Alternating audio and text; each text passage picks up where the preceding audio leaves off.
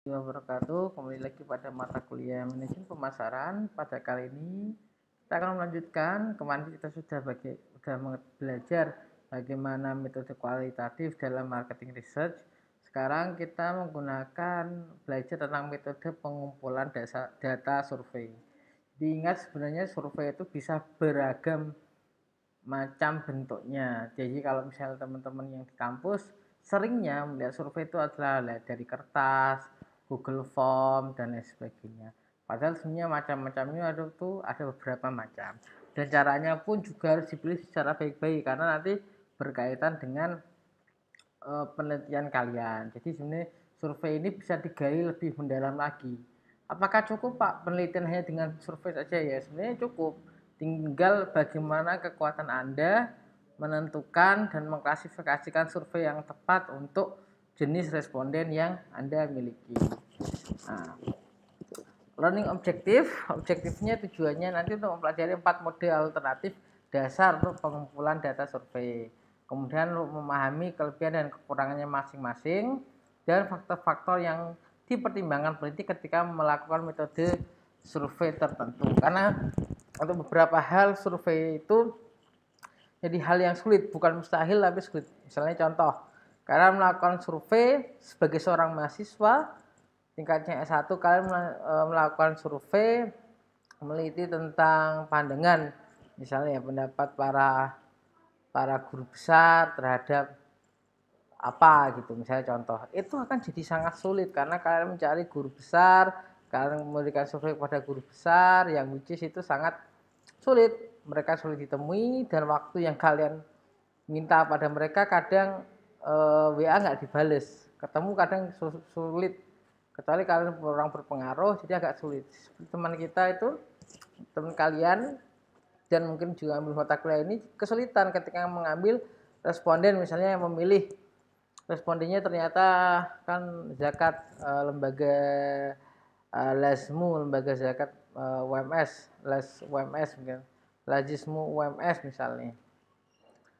Karena Lazismu UMS kebanyakan adalah para penggunanya atau para yang menyumbang di sana itu adalah warga UMS, kebanyakan dosen, ya ada guru besar di sana, ya ada rektor, ada orang-orang penting.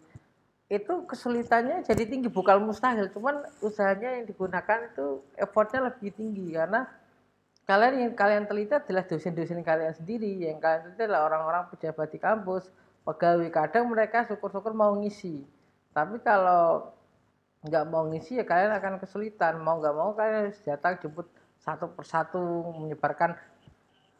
menyebarkan angket. Itu juga kita klasifikasikan dulu apakah online ini sangat realistis, apakah ketika kalian WA dosen kalian kemudian dosen kalian suruh misalnya ini tentang orang yang lazismu UMS ya, kalian nge-share lewat Google Form, lewat WA, apakah kemudian dosen kalian akan mengisi? Terkadang itu enggak, akan cuma diri doang. Maka survei yang tepat adalah datang langsung ke sana, ngasih angket, jemput bola dan ditungguin. Kalau ditinggal biasanya enggak jalan. Nah, ini perlu pengalaman, perlu tahu ilmunya bagaimana sih survei yang baik dan yang efektif. Teman kalian pernah sudah mencoba ini dan merasakan bagaimana di lapangan survei tidak semudah kelihatannya. Ini adalah bentuk contemporary survei yang dulu mungkin tidak terlalu familiar, tapi kalau di era sekarang, di era di atas 2010-an ke atas itu menggunakan Google Form sudah lebih mudah. Kalau dulu orang survei itu dia pakai telepon, kalau di US itu, di Amerika seringnya kalau ada penelitian itu dia lewat email atau lewat telepon.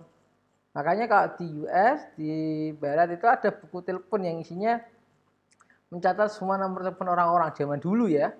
Kalau sekarang kan sudah ada smartphone. Kalau dulu belum ada smartphone, menggunakan telepon rumah itu nomor teleponnya kan terdata. Jadi kadang orang iseng itu coba calling satu persatu telepon rumahnya itu bisa buat penelitian. Tapi sekarang kan tidak sesulit itu. Nah, survei. Apa itu sebenarnya survei? Jadi ini survei di dalam marketing research mungkin berbeda dengan survei yang kalian bayangkan ya. Jadi bahasa penelitian dengan bahasa yang kalian gunakan sehari-hari itu bisa saja berbeda. Ketika kalian ngobrol ada acara katakanlah HMP atau IMM, Mau kemana? Iya, mau survei tempat gitu. Mau survei tempat, mau lihat kondisi. Nah, itu kan sebenarnya apa yang dimaksud survei yang dia katakan itu bukan survei tapi observasi. Karena dia melihat, mengamati, merasakan terkait kondisi lapangannya. Maka penggunaan istilah survei itu tepat kalau di dalam bahasa sehari-hari, tapi kalau untuk metode penelitian kemudian kalau menyebutnya survei itu salah. Itu yang benar adalah observasi. Okay, a survey involves interviews with a large number of respondents using a pre-designed questionnaire. Jadi ini berbagai macam ya. Survei secara garis besarnya itu berkaitan dengan wawancara dengan jumlah responden yang besar, yang large number of respondent, menggunakan kuesioner yang sebelumnya sudah didesain. Beda sama kalau penelitian yang kualitatif sebelumnya, cuma interview biasa, in-depth interview, itu kadang kita nggak nyiapin pre-desainnya. Jadi kalian datang interview biasa sambil ngalir, tapi yang dimaksud survei di sini adalah survei yang kalian sebelumnya sudah menyiapkan kuesionernya. Survey are able to help us to understand what people say and or say they think. Siapa yang mereka katakan atau yang mereka pikirkan.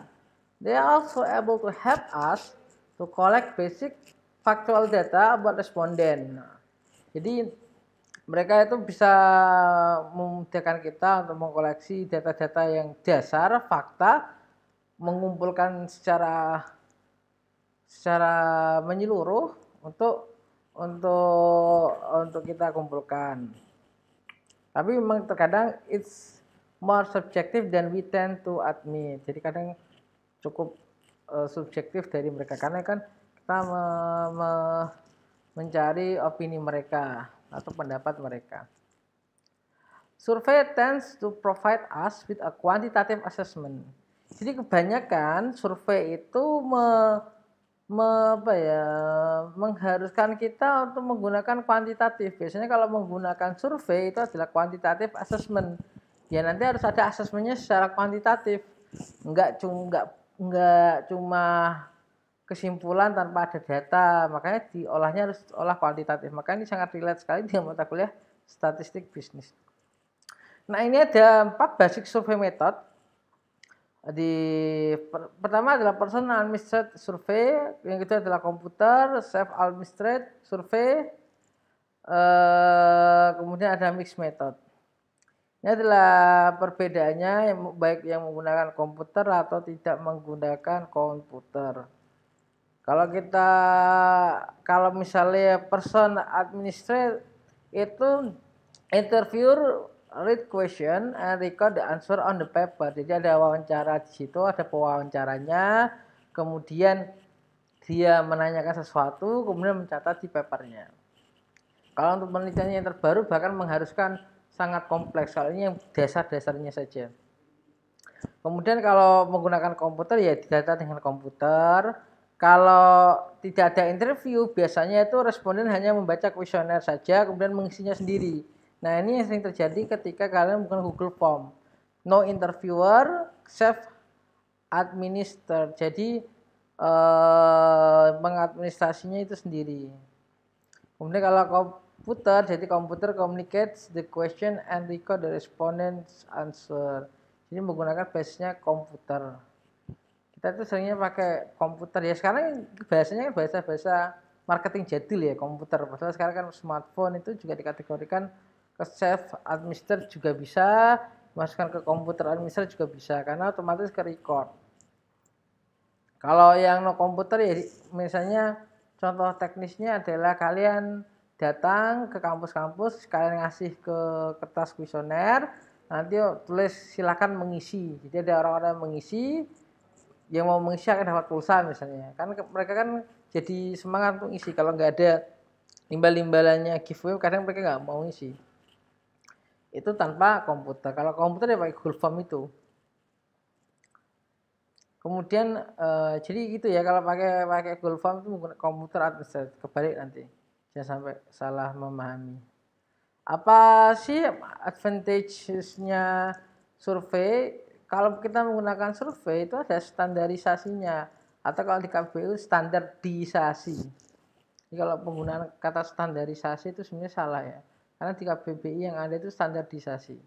Ya terserah sih kalau itu kan bahasa untuk komunikasi nyamannya bagaimana, tapi kalau dalam tulisan tulisnya itu standarisasi karena kata serapan dari bahasa Inggris yaitu standardization.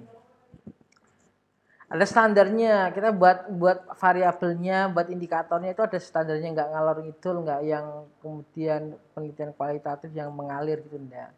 Kemudian ease of administration, jadi gampang untuk diadministrasikan, kalian cepat terkumpulnya lewat Excel, kalian download dan hati-hati. Banyak terjadi kasus ketika kalian mengumpulkan melalui Google Form, kalian nggak tahu caranya, tiba-tiba datanya blank. Itu karena kalian salah pencet, ketimpa dengan data lain, atau kalian bikin kuesioner lain, itu kadang-kadang bisa numpuk kalau kalian nggak tahu ini. Ini juga terjadi di kasus bimbingan saya. Kemudian ada ability to tap the unseen. Ini yang terkait variabel manifest itu. Jadi kita bisa mengungkapkan sesuatu yang tidak terlihat. Untuk mengukur hal-hal yang abstrak, seperti keyakinan, kepercayaan yang kita tidak bisa lihat secara fisik, yang tidak bisa cukup dengan observasi, kita bisa menggunakan lewat survei. Karena observasi saja yang kemarin itu nggak cukup, kita perlu mendalami bisa dengan survei. Kemudian suitability to tabulation and statistical analysis. Jadi gampang untuk tabulasi itu penggolongan, pengklasifikasian, penginputan data dan menggunakan statistical analisisnya itu enak kalau menggunakan survei. Kemudian sensitivity to subgroup differences. Jadi itu sensitivitas atau bahasa sederhananya apa ya? Gampang untuk membedakan subgrup tertentu. Kok bisa Pak? Ya iya, karena kalian nanti ketika ngisi survei diklasifikasikan menjadi gendernya apa, kemudian jenis pekerjaan, jadi mudah pengklasifikasiannya. Jadi kalian bisa mengetahui subgroup differences, perbedaan-perbedaannya. Kekurangannya itu survei require assumption that can result in bias. Jadi survei itu kan harus ada asumsinya, harus ada teorinya. Jadi terkadang itu kesimpulannya bisa bias. Misalnya kan ini tentang faktor-faktor yang membuat masyarakat muslim itu mau nabung di bank syariah. Ternyata asumsinya kalian adalah masyarakat, ternyata yang ngisi ternyata cuma mahasiswa. Akhirnya itu bisa jadi bias kan, menyimpulkan yang sampel Anda itu mahasiswa kemudian dijadikan untuk mewakili masyarakat itu enggak tepat. Kemudian survei terkadang itu tidak selalu dapat menghasilkan kebenaran. Ini tadi saya bilang kalau kuesionernya salah, kemudian mungkin dia tidak mengungkapkan secara jujur, bisa jadi itu tidak mengungkapkan faktanya. Kemudian survei are only as good as the sample they are drawing from. Jadi itu survei itu bagus kalau sampelnya juga sebagus sampel yang ia dapatkan gitu. Kalau sampelnya nggak bagus ya hasil surveinya juga jadi nggak bagus gitu. Ini ada beberapa macam cara pengumpulan data ini. Ini masalah tempat sih. Ada in-home interview di rumah ya. Ada mall intercept interview, kalian menginterview yang tiba-tiba orang ke mall, tuh kalian bukan kalian intercept itu. Kalau di dalam pola intercept kan memutus aliran bola ya.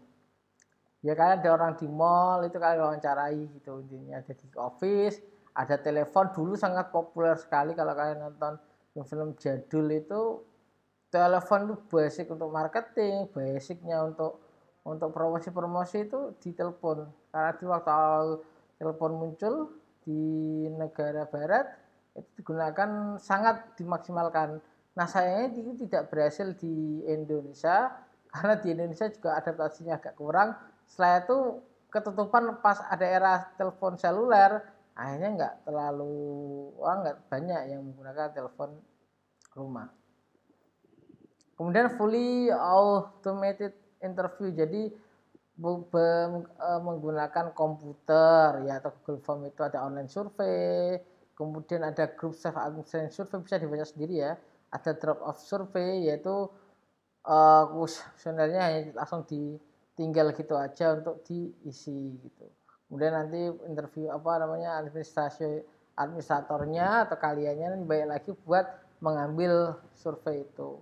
Nanti ada email survei dari email. Ini ada major advantage and disadvantage, nanti bisa dibaca sendiri karena banyak pokoknya kekurangan dan kelebihannya. Ya bisa dikira lah kalau kalian wawancara di rumah kan orang nyaman, kemudian kekurangannya ya biayanya banyak, kemudian often much information per interview is gathered, jadi ya banyak informasi yang didapatkan ya, namanya kayak orang ngobrol itu ya, banyak informasi yang didapatkan, kadang berlebihan. Nah, kemudian adalah choice of survey method.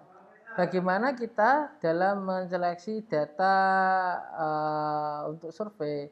In selecting a data collection mode, the researcher balance quality against the following. Jadi kalau kalian melakukan survei, kalian harus mempertimbangkan hal-hal ini. Pertama, the time available for data collection. Waktunya cukup nggak untuk pengolahan data se-Indonesia misalnya kalian, atau se-UMS, itu dia harus dinalar, kira-kira mampu nggak. Kalau saya untuk skripsi datanya kok sampai dari Sabang sampai Merauke, saya nggak cukup. Maka yang realistis, yang bisa approachable gitu. Kemudian money available for data collection. Tidak semua survei itu gratis ya, karena kalian punya uang apa. Kalau orang itu nggak ada giveaway-nya, kadang nggak mau ngisi, maka kalian spend money.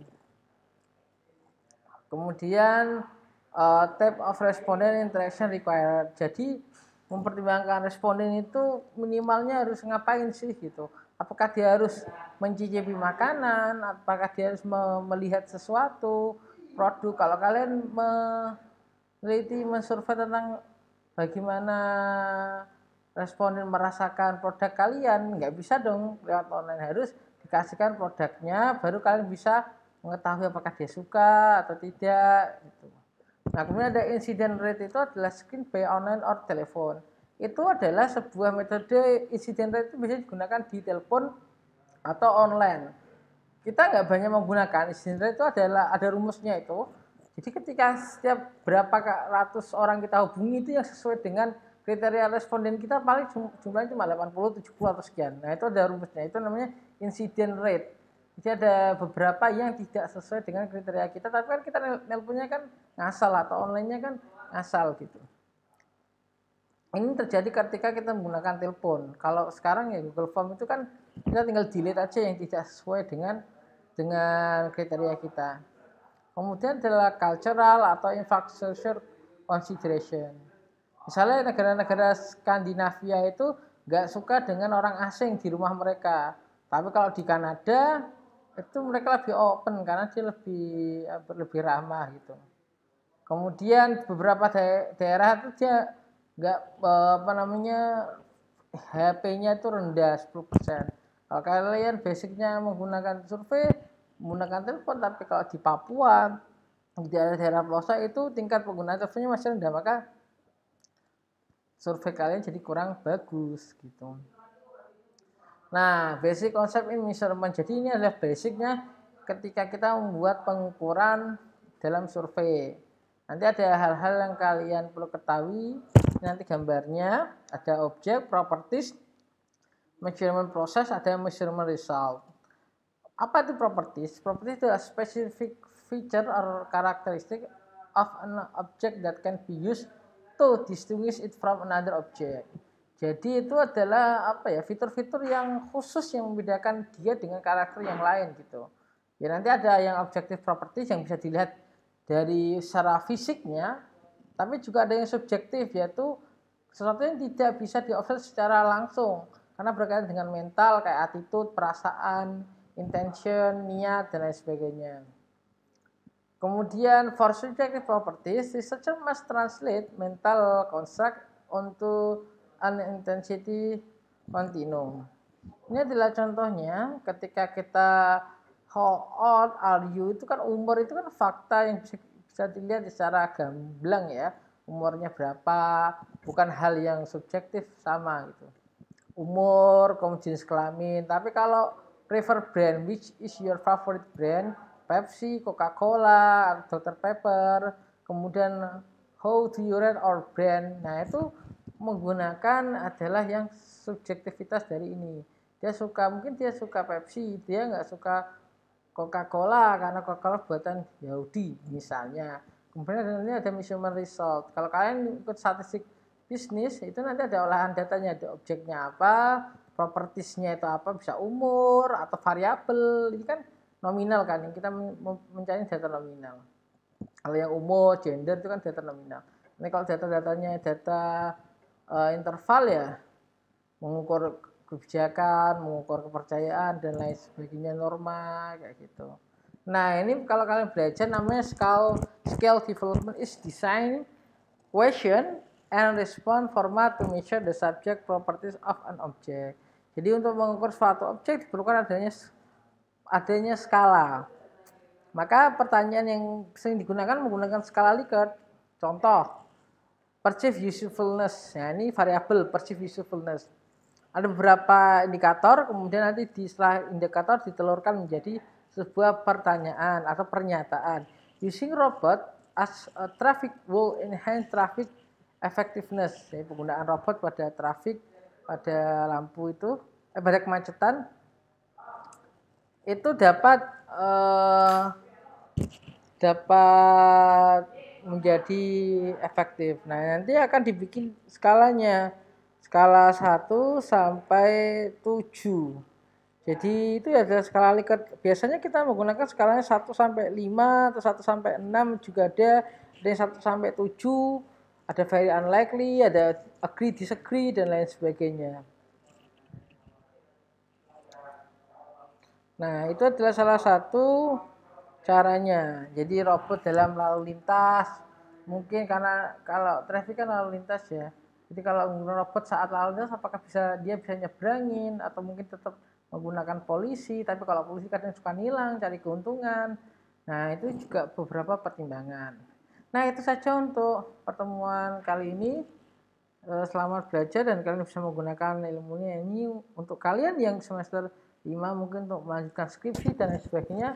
Setelah kalian ngambil statistik bisnis dan manajemen pemasaran, insya Allah kalian sudah ready setidaknya minimal ilmu minimal yang menjadi persyaratan untuk bisa ngambil penelitian kuantitatif. Dari saya, wassalamualaikum warahmatullahi wabarakatuh.